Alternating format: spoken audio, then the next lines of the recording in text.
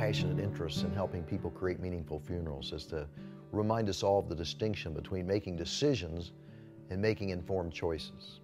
Usually when you make a decision, you have pretty limited information. You know, somebody might say, well, do you want to have a visitation or not? Should we play music or not? Should we go to the grave or not?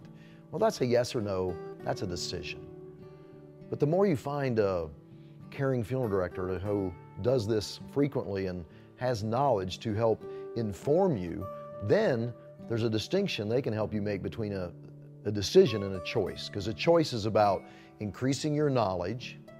So find somebody who will help you understand why it is to consider having a visitation. You know, that's a great example of how a lot of people think, well, I don't want to burden people to come. People love to come and support you. So if you learn that one of the functions, for example, of a visitation is to activate your support, you're more likely to do it than if you don't understand it or you think, well, a lot of my mom's friends died. Well, a funeral's for the living. What about your friends? They may not have even known your mother, but they want to come and support you. When you see them come through the door, you'll never forget how important it was to you that they cared enough to show up for you. My father had lung cancer, and he had beaten that. He had a lung removed, had some therapy, and was cancer-free for 8 years, and had a relapse in the other lung. I saw my father in intensive care. It was the last time that we spoke, and we didn't know it was going to be the last time we would speak. We thought that, you know, he would come back out of the hospital, but he had an embolism and passed the day after I left. As my father wished, they did a direct cremation. It's what my mother said to the funeral home he wanted. It's like, he didn't want to be a burden. He wanted to be cremated.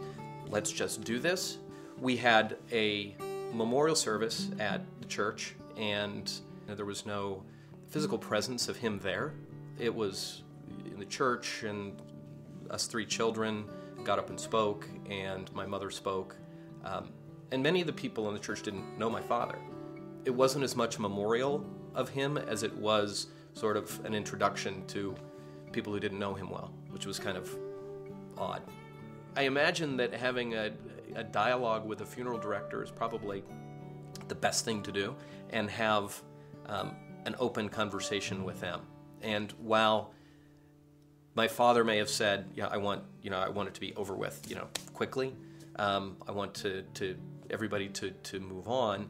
I would hope that people would ask, like, how can we do that, but also some of these other things?